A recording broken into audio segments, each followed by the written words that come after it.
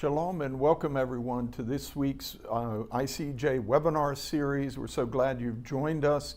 We're talking today about IDF's Operation Gideon's Chariots in Gaza. We're going to go inside it with IDF Major in the reserves, Elliot Chodoff, who's been with us many times, really helping us, especially through the 18, 20 months of this war so far, understand what's going on. He's a leading Israeli military and security analyst, 35 years experience in the IDF. He's written IDF field and training manuals, trusted consultant on terrorism, the war on terrorism, counterterrorism, regular analyst as well on I-24 News, and as well as here on our webinar, and he still serves in the reserves with the IDF Home Front Command. How are you, Elliot? I'm good, thanks. How are you? Okay. I'm doing fine. I look back and I think we haven't had you on since January because the action really slowed down a lot in Gaza, right. Really trying to get a hostage deal done. Those hostage talks for a ceasefire and hostage deal with Hamas in Gaza are still at an impasse. So the IDF says it's going to roll out this Operation Gideon's Chariots, and we want you to give us the ins and outs of this and what are how will it look as planned, what the plans are and its aims. But first I'd say, you know, I don't know if Gideon had any chariots, but it is a very memorable name. Some of these names the IDF gives their operations Protective Edge and Pillar of Cloud and whatever. This one's really memorable. We'll know exactly what it was when it was, 2025 in the spring. Right. Tell us what's in Gideon's Chariots. Well, there are a few key points to it. Again, given that we've had a war going on since October 2023, we've been in and out of Gaza a number of times. The bare bones on this is that 5 divisions are operating in Gaza. They're already look, it's hard to say because a division has a lot of administrative force in it as well, but probably something on the order of 20,000 troops. Now, they're not all engaged simultaneously. There's still an element of slow moving, and there are a few reasons for that, some of which I approve of, some of which not so much. But the idea that makes this operation different from what's been done up until now is to go in and actually hold territory. The plan is to divide Gaza into a number of areas, cutting strips through, and from the Israeli border of Gaza, the border that the terrorists came across on October 7th, to the Mediterranean coast. We have a map. I don't know if we can put up. Yes, that was okay. But for our purposes, Gaza is a long rectangle, and it's going to be bisected widthwise, basically, into, or trisected into a number of areas around or concentrating on the major cities. And here also, a map helps, but it's not critical. There are 3 major cities in Gaza. It's the second map. Gaza City, which is in the yeah, this is the announcement that we sent out. Okay, all right. So this map isn't oriented correctly. It's as if north-south, but it shouldn't be straight up and down. Nothing you can do about it. Let me just point out that Gaza geographically is more at an angle from the upper right to the lower left. Think about from like 2 o'clock to 8 o'clock on a clock. But here you can see the dividing of Gaza into the three sort of light blue gray areas. The upper one, Gaza City, the middle one, Khan Yunis, and or areas between Gaza City and Khan Yunis, and the lower one, Khan Yunis, and part of Rafiah. Keeping in mind that around those cities are additional neighborhoods, villages, towns. In other words, it's not completely open area, but the dense urban areas are those three major cities. And as I said, the difference is, at least in the plan, the declaration, is that unlike the previous operations, here the IDF is going to go in, take the ground, and hold it, and slowly but surely, again, according to plan, push Hamas into the smaller and smaller areas of its control and ultimately eradicate it either through its surrender or in battle.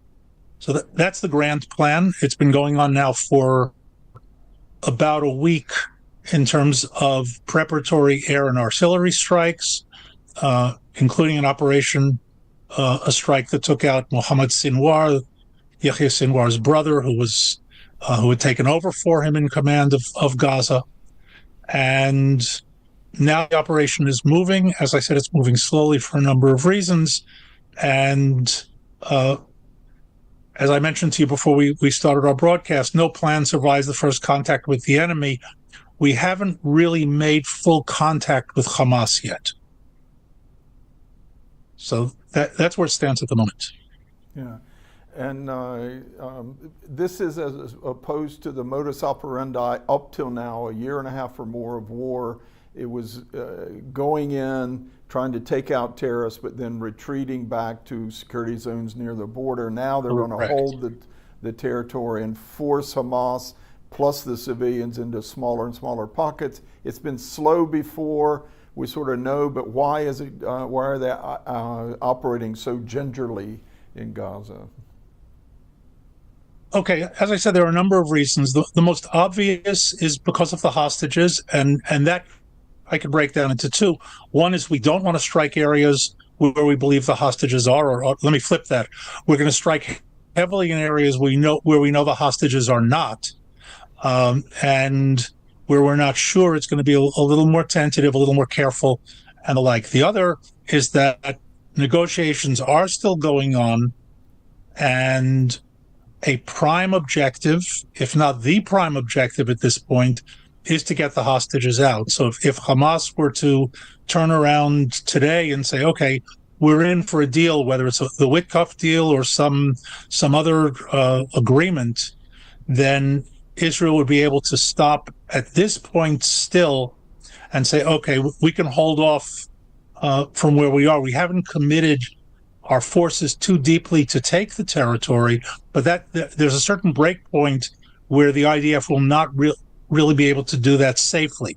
Obviously, it can do it at any point given the order, but there's a point at which you're committed to a level that simply stopping is unsafe, and stopping and withdrawing means wasting all of the energy that was put into taking it in the first place.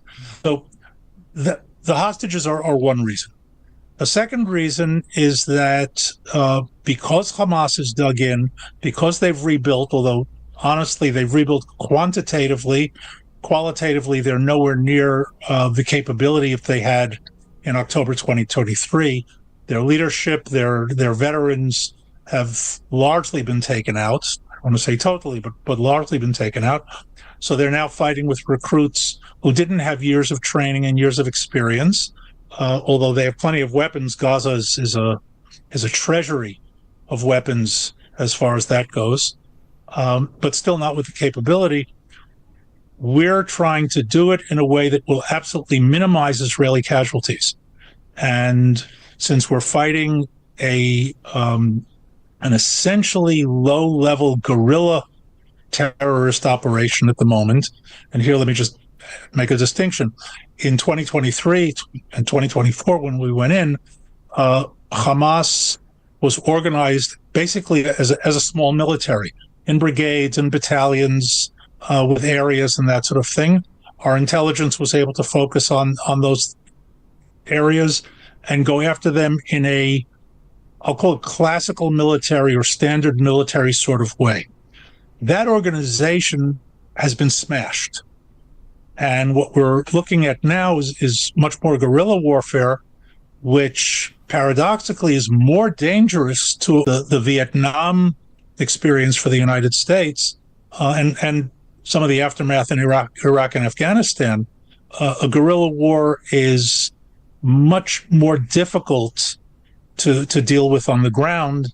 And the force ratios, and Israel's going in with overwhelming force, matter less at the contact point of the battle. They can't win, but they can induce casualties. So we're using all sorts of things that we've learned along the way. We've got this year-plus experience fighting in Gaza, and one of its lessons is going carefully, methodically, use all the advantages that we have, including intelligence and drones and electronics and superior training and organization, but not to hurry. And with that, I have my own question mark. I understand the concern. Moving slowly has its own dangers built into it. And I'm not there, I'm not making the decisions, but I put that out as a question mark, and I've raised it in meetings inside the IDF. Time really is a commodity, and you have to use it very, very carefully. So while I understand the reasoning, and I don't criticize the decision per se, there is a downside in doing it this way from the tactical point of view. Again, the hostages, I think, are the overriding reason. Yeah, there's guerrilla tactics. We just saw the latest IDF soldier killed in Gaza. It was a damaged, bombed out building that they booby-trapped it, and he's sitting in there among the rubble, and it explodes and falls down on him and some colleagues. Precisely. You mentioned Mohammed Sinwar, the brother of Yahya Sinwar, the former top commander of Hamas in Gaza, who was killed last November, I believe, down here in Rafah. A really strange moment, all on his own, sitting in a house, wounded, and throwing a stick at a drone that found him. But his brother Mohammed, who took his place, was just killed at a hospital here in Khan Yunis in a tunnel underneath some sort of bunker with the Rafah brigade commander. And why didn't he have some of these hostages with him as human shields? How did the IDF know there were no hostages there? Okay, how IDF knew is from intelligence. I'm just going to throw that in as the answer. There are details. Certainly, I don't know, but knowing that they were there is part of an intelligence package that also told us that there were no hostages with them. That's fortunate. My guess is that, but my guess is that they believed that since they were under a hospital, they were safe. Moving with hostages has its own danger. Making sure that that they're covered and that sort of thing. So I can only guess they believed they were in a tunnel, they were under a hospital. They could move in, move out, and people talked about the timing of the strike because it happened while President Trump was on his Mideast trip. I can tell you from my experience, this is one of those window of opportunity. We know they're there. Do we have the green light? Yes. Then go get them. There's not a lot of time to mess around with that. And here again, I can only guess they were there for a meeting. Possibly to be there for an hour or two, no more than that, and it was either get them then or miss them. Yeah. Can we go back to that first map for just a minute? Here, this is sort of the end game. Once the operation is concluding, this will be the the defense posture of the IDF, which is fairly traditional back in the 90s and 2000s when Israel had to deal with security, intifadas, explosions in Gaza. You divide it into thirds here at the Netzarim corridor and the Kisufim corridor, which is how you got to the Gush Katif, the Jewish settlements out here. But what's different on this map, once they finish clearing out Hamas, hopefully find new ways to feed the people, whatever happens here with the hostages, it shows the IDF controlling all this big area, not just the Philadelphia corridor here on the border with Sinai, with Egypt, but all of Rafah, which is full of warehouses where all the food is stored when it first comes in. And in the north, that whole northern block, almost a third of Gaza City, that's different. That's different, isn't it? Yes, it's absolutely different. First of all, as you mentioned, this is not a brand new plan at its base. As you know, I'm one of the authors of the Fieldcraft Field Manual for the IDF, and here. One of my mottos is, in many ways, geography dictates. In other words, the geography of Gaza dictates the tactics, at least on the grand scale, the planning scale. And the geography hasn't changed in 50 years or 500 years for that matter. So there aren't a lot of options, put it that way. So there are no surprises on that. The northern block that you talked about is not unpopulated, but much less populated than other areas. There are a couple of villages there, Bet Hanun, Bet Lahia, but they're not major urban centers. In other words, the edge there is not going into the urban centers. And the southern block of Rafah, as you said, where the warehouses are, we know for a fact there are still tunnels that go under the Egyptian border into Rafah. So the Philadelphia corridor is insufficient to stop the flow of weapons and other goods, but primarily weapons and munitions into Gaza. So holding that becomes another critical point in preventing Hamas from rebuilding itself.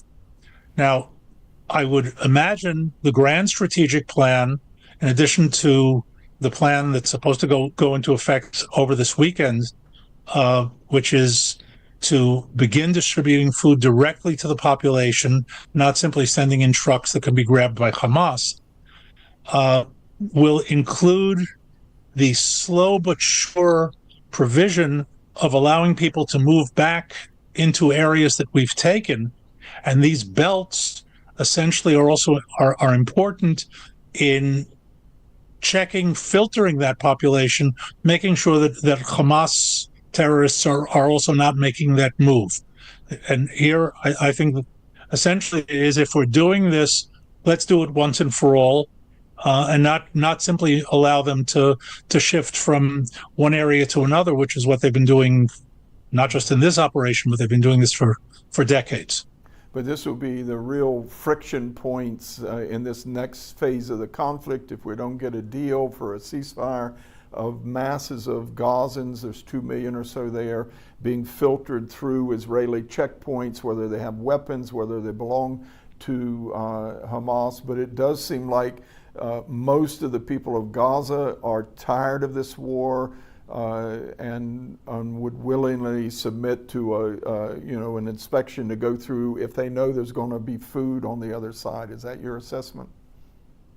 That's my assessment. And also, let's keep in mind, we're not talking about checkpoints of the Judea and Samaria type, or of the type that we used to have in Gaza when we were in there up until the 2005 disengagement. These aren't checkpoints where people are moving through on a daily basis. In other words, going from point A to point B, you have to go through the checkpoint in the morning to go to work and go through the checkpoint to come home at night. These are to allow the movement of population once from where they are to where they're going. In other words, from, let's say, the humanitarian area in the Mawasi back to Gaza City. And what happens inside Gaza City will have its own kind of security arrangements, but that's not the purpose of these particular corridors. This is the regulation of the mass movement of population back to what ultimately, at some point, will be their homes. Yeah, you can't hermetically seal it all, but hopefully you squeeze the space where Hamas is hiding and hiding with the hostages. Let's go back to the other map. This was a recent release by the IDF on X or Twitter, where I think it was a couple days ago, a rocket had been fired into Israel from this area, and they told all of Khan Yunis to evacuate. And this is warning in Arabic, leave. Yes. A lot of people started leaving out for Mawasi, as you mentioned, this area where there's a lot of the humanitarian zone tents and all. But this sort of whitish area shows the area that the IDF is currently holding, and even here and up to the Saladin corridor, even there in the center. So the IDF already sort of controls about half of Gaza, but it's the other half where the 2 million people, the Hamas fighters, and the hostages are all squeezed, and this is going to be, quite an operation to pull it off. Yes, but let's keep in mind that even the area that the IDF controls may have tunnels beneath it. In other words, what we control above ground, we don't necessarily control below ground. And the idea of, once again, classic warfare of there's a line and the enemy is in front of you on the line and you're safely behind the line doesn't apply in this type of warfare. The area behind the line may still be infiltrated, and as I said, including on underground networks with shafts that allow them to come up into areas that are behind the line. Also, at the point, we're talking about an urban area that's largely been destroyed or damaged, and rubble is the happy hunting ground of terrorists, guerrillas, and defensive forces in general. There's no order.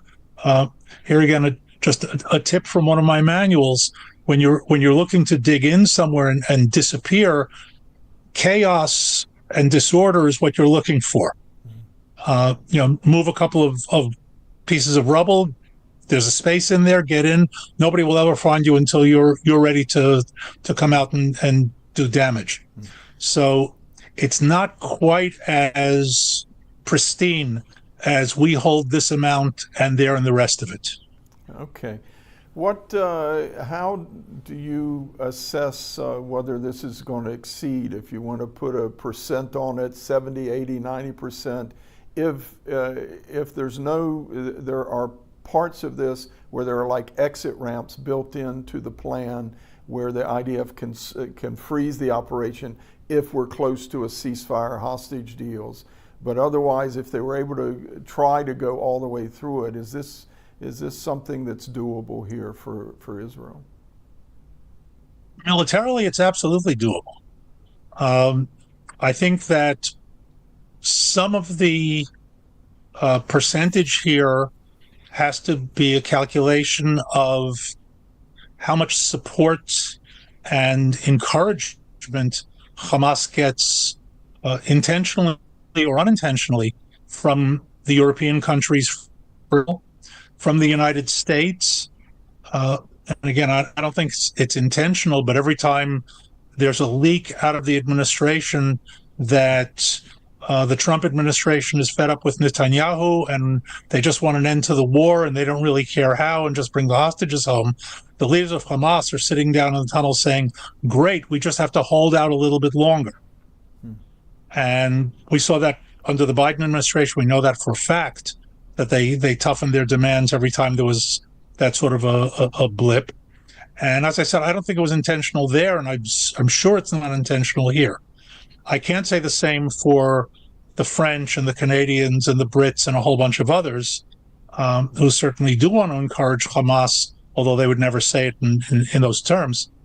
But one of the questions, and it's always a question in combat, will they fight to the last man, Or is there some point where they'll break and say, we don't have a chance, now time to give it up and quit? There's no way of measuring that. And once again, the more encouragement, the less likely they're going to do that. And that lengthens and brutalizes what's left of the war going into Gaza. It is true, though, right now that Israel didn't let in any aid since the 1st of March, but they're letting it go in now because there is concern, especially even the U.S. They don't want a problem of starvation in Gaza, so they're having to let food in before they're really set up for this distribution, one meal at a time. You stand in a meal line and take your meals home rather than sending in big bags of flour and stuff that Hamas commandeers and then tries to sell.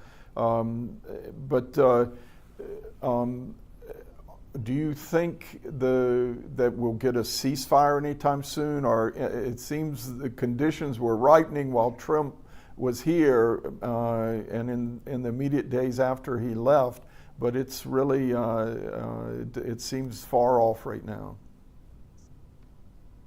Well, first of all, let's be precise. We're not negotiating a ceasefire. We're negotiating an asymmetrical agreement where we want the hostages and they want a ceasefire. And we have other conditions and they have other conditions. So ceasefire is only a component of a much larger package. And Hamas, as long as they're not under immediate mortal threat, is not under any great pressure. They're under more pressure now, for example, than they were, let's say, a month ago. But they're not under no great pressure to come to terms. As much as they would like a ceasefire, they don't need one yet. They might need one badly in a week or two. What we saw with the release of Idan Alexander is also that Qatar has the ability to put a lot of pressure on them, which it is not doing. As a matter of fact, the most recent statement from the Qatar leadership is that the reason there's no agreement is because of Israeli intransigence, because Israel doesn't want peace. So there are a lot of sort of elements going on there in play. I will say two things about the negotiations, and these are two general rules, not just specific to this.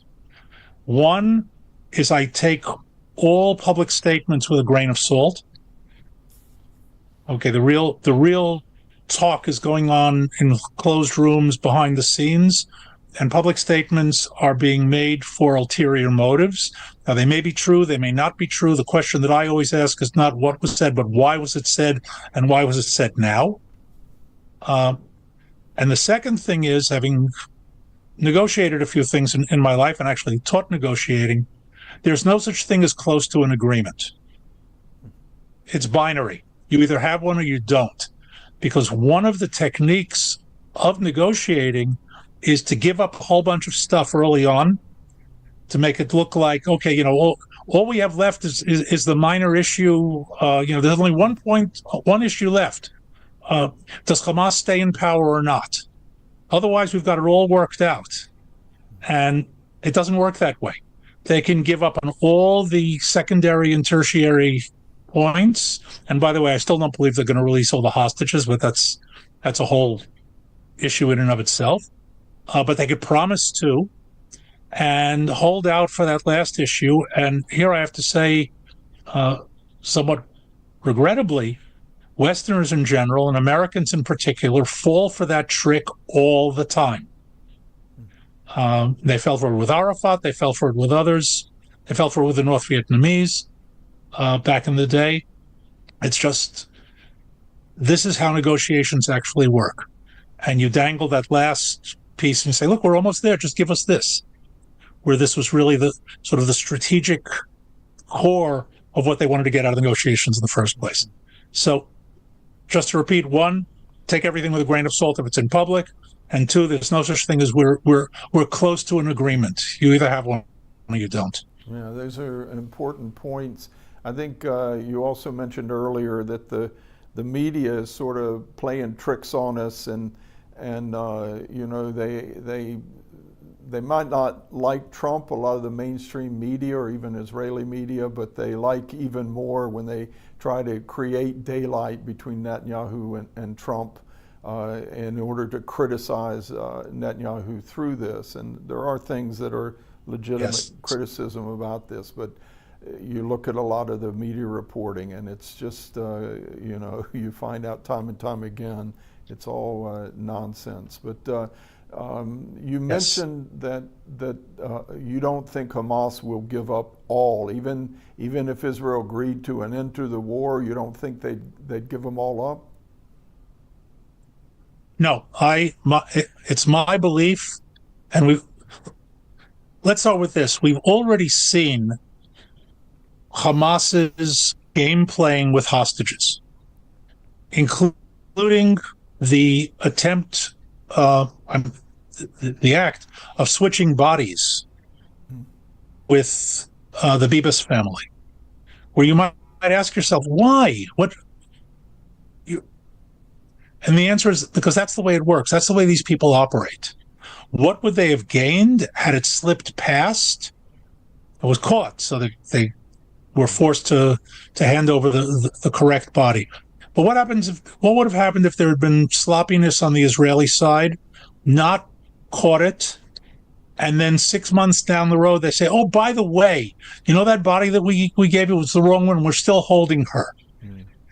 We've seen statements by them. Well, we don't know where all the hostages are. And it's Israel's fault, because if Israel would just pull out of Gaza and let us do business, we'd know where everyone is. There's an endless supply of excuses to come to a point and say, look, we'd really like to give them all back, but we can't find 3 of them. And since they're holding them primarily for insurance, not in order to exchange for murderers, prisoners in Israeli prisons, they very, very well reach that point and say, you know what? Sorry, we've given back all the ones that we know about.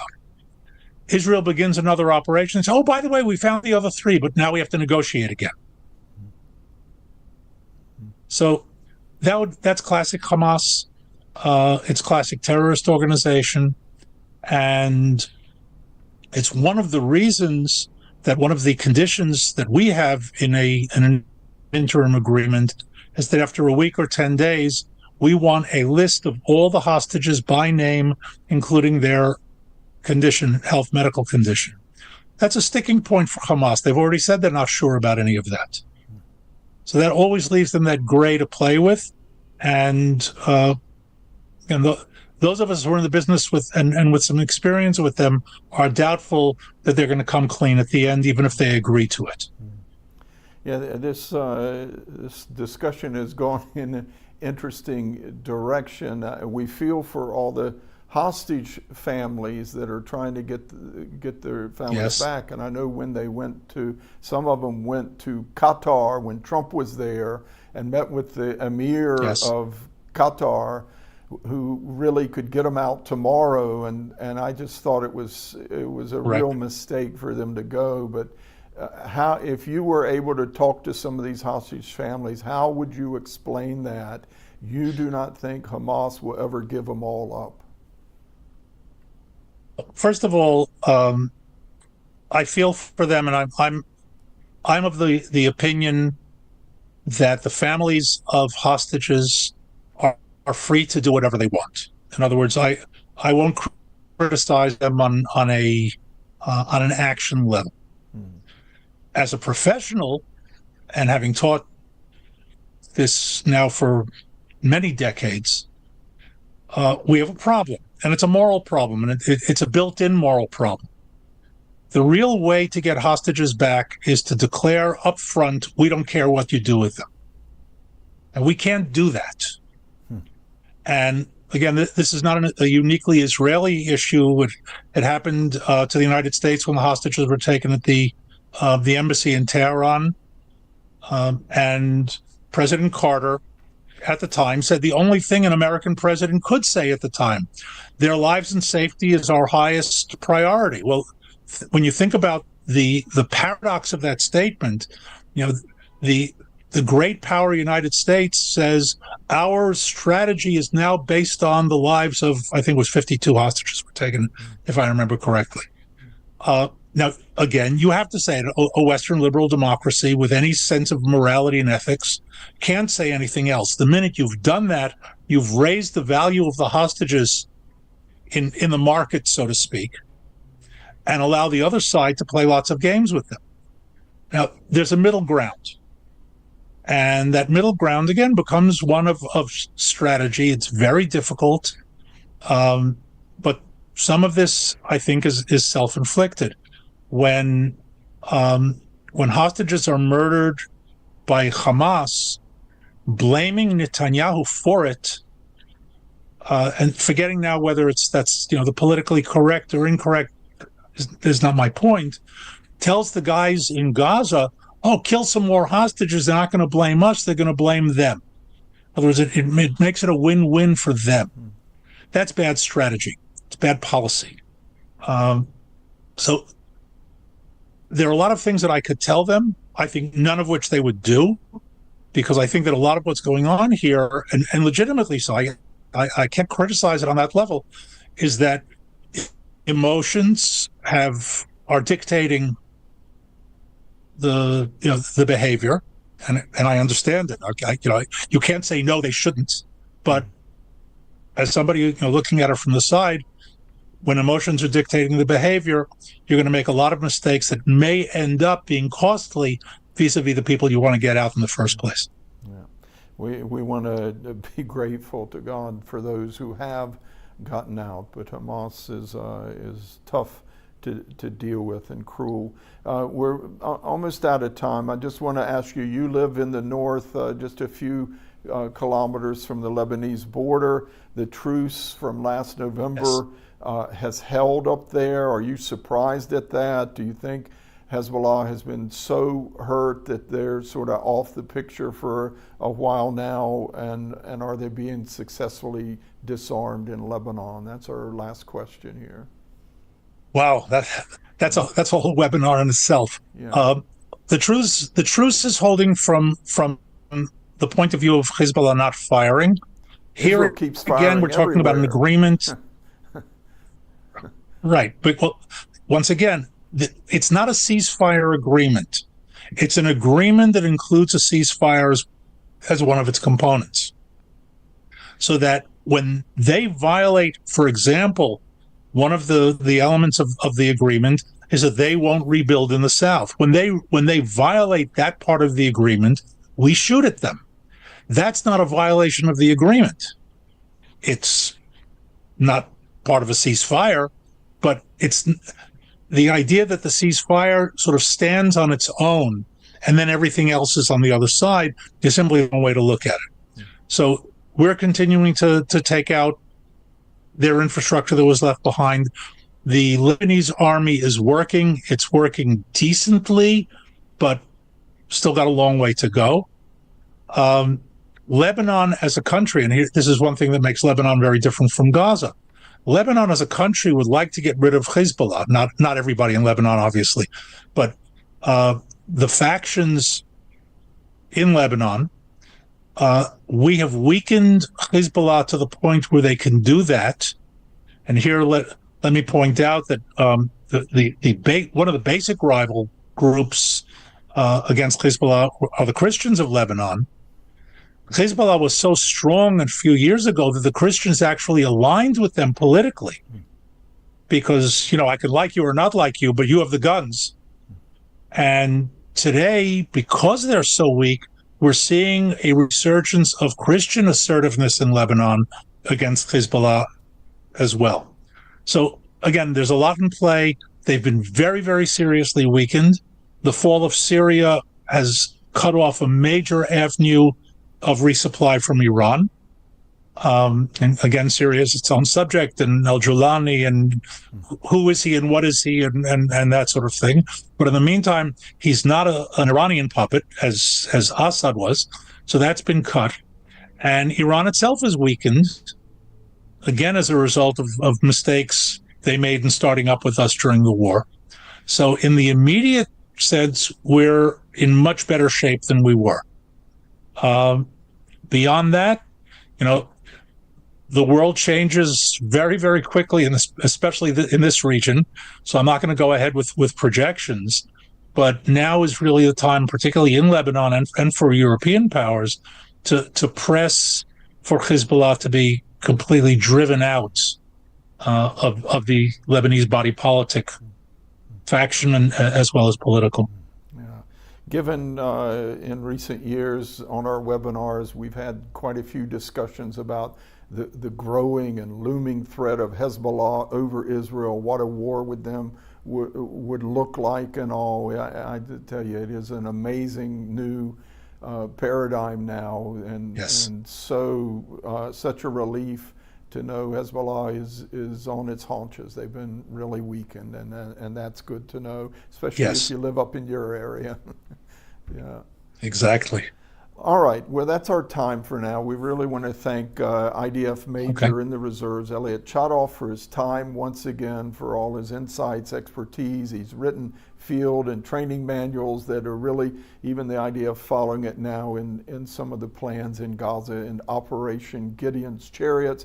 We thank you for giving us a real inside look into this and the fascinating discussion on the whole hostage negotiation deal, Elliot. We appreciate it.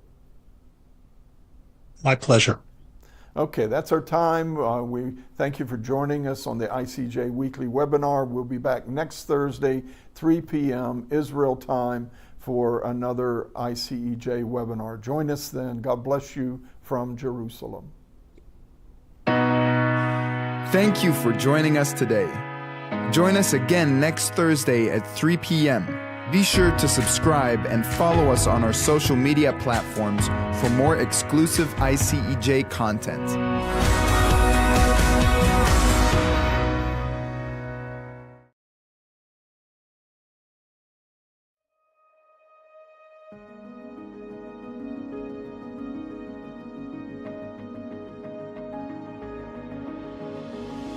Jerusalem is such an incredible city, called to be a house of prayer for all nations.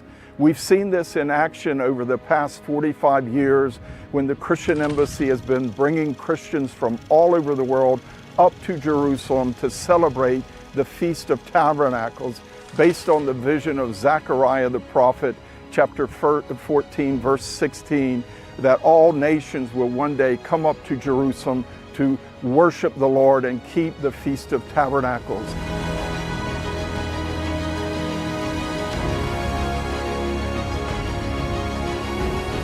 This year's feast theme is 10 from every nation, also taken from the prophet Zechariah chapter 8 and verse 23. It says, "In those days," meaning our day, 10 men from every language of the nations shall grasp the sleeve of a Jewish man, saying, "Let us go with you, for we have heard that God is with you." This 10 men speaks of a righteous remnant in every language of the nations. It relates back to when Abraham interceded for Sodom and said, "If you find even 10 righteous men, will you not destroy the city?" We want to see a righteous remnant, at least 10 Christian pilgrims from every nation, including your nation, coming up to this year's Feast of Tabernacles because you recognize the centrality of Israel and the Jewish people in God's salvation plan for the whole world and His special plans and purposes for the city of Jerusalem in our day. We want to see a righteous remnant, at least 10 from your nation, at this year's Feast of Tabernacles. Come and join us in October.